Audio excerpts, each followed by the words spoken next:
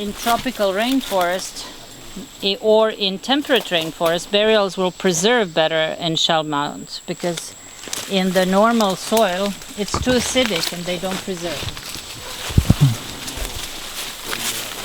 So maybe we have burials elsewhere, but we don't know where they are, right? Or they have dissolved. But people also, I think, used shell middens or shell mounds preferably because they weren't flooding, right? Because they were built structures and therefore they weren't flooding. Okay, so this one is really big. This, what you see, is the pit excavated by Jorge Espinosa in the 70s. Right, this and pit here. Supposedly he has found one skeleton, maybe even more. And then Sagrario Balladares and Leonardo Licciardo and Donald Byers came here to do survey, and they wanted to see the profile, clean the profile, see what it's like. And while they were doing that, the skeleton popped out. And so in order to preserve the skeleton, they had to remove it. So that's how we got to study it's the first, we're in the process of, we published the first results in WANI, and now we're publishing the paper in one of the academic journals. But as soon as I have more results, I'll be sending more information to Donald, and Donald is then supposed to be communicating back to you and to Rama communities. But what is really interesting is that this is at least 3,500 years old. 3,600? Yeah. And you know that from dating the skeleton? Well, we couldn't date the skeleton. There was not enough collagen for C14 analysis.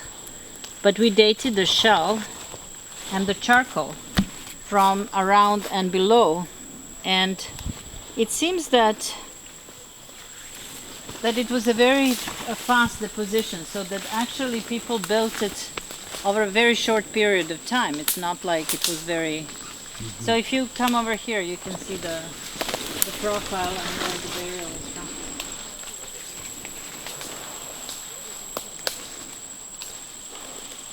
You can't really preserve the shell mound. Once you open it, the profiles are going to crumble. And so maybe... And we don't know where he was depositing the dirt when he was excavating. He must have dropped it. He was trained here. You see, like them. Oh, there's another mound, right? Was trained up there, trained here. Yeah. Trained even that way down. Yeah. That's where the burial was excavated from. So they cleaned the whole profile, and we have very good pictures of the profile, drawings. So the shell is either these very small ones, right? And then they're interspersed with these conch-like big ones, right? Is there any chance to find more in this place? Now, I don't understand the nature of these rocks because they do show up in parts of the sequence. We might get the permission to excavate if the community has interest in that, right? So far we didn't excavate anything. Everything was just preservation of the profile. Yeah. And then we found that skeleton, or Sagrario and Leonardo found the skeleton. But there was no intention to excavate until the community figures out whether they want it excavated or not. Okay, but from your point of view, If there is, but there will be more skeletons. you think? Oh yeah, absolutely. Oh. And the one good thing is that we don't really understand how fast and for what purpose the structure was erected. So this is what I was telling you, if we take bucket samples of shell, right? So you take every 10 centimeters, you basically take a column, you say this column here, and you go 10 centimeters, you put 10 centimeters, clean 10 centimeters until you get a bucket. Put it in a bag, mark it, first 10 centimeters bucket, 20 centimeters, 30 centimeters, and you go down as far as you can. Now, we know from Spinoza's notes, the few that were left, and we'll talk to him in Bluefields, but we know from his notes that actually that the shell midden goes much deeper, and he suggests that the midden is about 3.5 meters deeper than what we know currently. More. Yeah. Okay. And so you can imagine that if it was built, like if it was a site that where they come every year for a reason, right? Feasting, celebrations, abundant shellfish, people come for all sorts of reasons, especially if they're migrating in a circle around their territory, right? And so this could be a seasonal thing, or it could be a major ritual site. But when you have seasonal things, when people always come, they make it into a site, right? You understand there is a connection between what you're eating, when you're eating. So if many people come at once to feed in one area, they will consider that site as important, as socially important, and therefore possibly also religiously important. So because of that, then you would want to bury your dead, the important dead here, because then they also have a social importance. Connection direct with this. Direct connection with the place. And it also becomes, there is lots of literature that sort of, I don't know, suggests that maybe people start building these visible burial sites when they need to ascertain their territory. So you would have larger populations moving around, and you want to know whose it is, right? So by putting your ancestors into a place, you're saying, okay, this is mine. Okay. This is where I bury my ancestors, and therefore this is mine. Or this is where Rama buried his people. Well, we don't know, but yes, I mean, Yeah, just an example, no? No, but I mean, in a way, it works now. There is a strong chance that Chibchan people were here before any other people. Proto-Chibchan. Proto-Chibchan. Rama is part of the Proto-Chibchan family.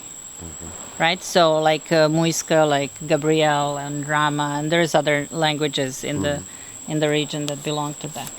So we don't really know, but there is a fair chance that they are descendants. But in effect, because this is on their traditional land, or, this legally becomes part of the traditional land of the Rama people. The legal aspects of it, the land claims, all sorts of things are connected with knowing who's buried and where. So if we were to excavate, this will be a tough project because you have to clean a lot of dirt, and then maybe figure out a transect that would make more sense. Maybe just that transect there.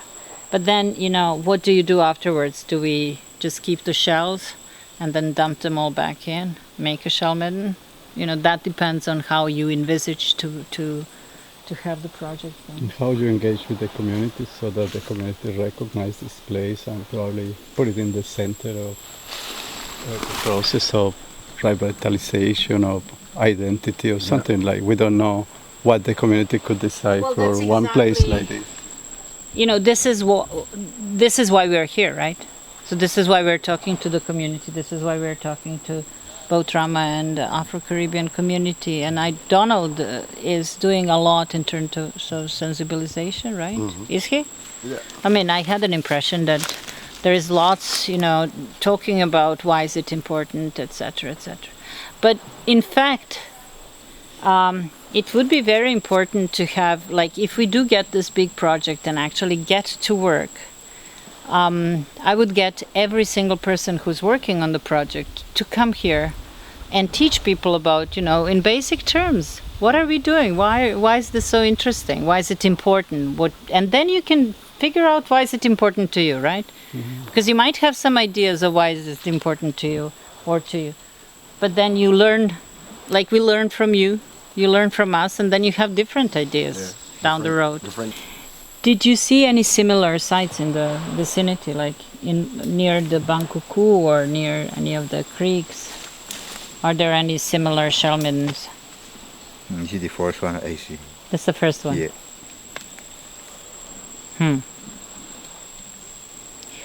Would be very... We did one in Cane Creek, but I not see it yet. One of my cousin would tell me about it. A shell like here. In Cane Creek? There where we were? Something there like this here. Oh. So they got shell, ratty shell. But you know ratty shell from that time till now. old, you know, Yeah. and it's still there. You should have told me. We would have gone there. You have to check that one out. One of these days, yeah. Yes. And just record where exactly it is with GPS and tell Donald to put it on the map. And so how we also work is that does the community have any sort of spiritual connections with these You know what places? makes it think difficult in Cape Creek right now?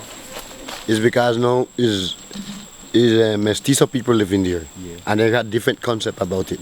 Then feed them now. You have to like the same Rama in their own land have to beg them permission, and if they want, and if they do not want to give permission, they cannot go by. I think that you might be. We should check this with Donald. But Donald's Bikusitka is made to protect regardless of who is occupying the territory. So they have to work with local communities, but the protection is part of what they do. So they can. I mean, you can never impose on a community to protect something. You have to actually educate them about it. Especially when you're talking about this thing, the ancestors, right? You know. Yeah. And then you were like imposing, you're like forcing them to keep after where what belongs to them. You know. It's hard. Yeah. What they used to bury people who all in days guy, the Adore, a Kano. Ah. Yeah, they got the pint And where do they fix it put and them? then bury it. In the What do you river? remember? My old people used to tell me about okay. it, how they used to bury old people first time. And so they buried them in their dugouts? Yeah, in Dory, like a In the Kano, river or No, on the I- ground? on the ground. Then I make the box, how this new box they make how to the day. No, in Dory. Yeah, and we'll figure out how to do that. Your suitcase, yes. Okay, yeah. We'll call it a suitcase sample. Okay. We won't call it a bucket.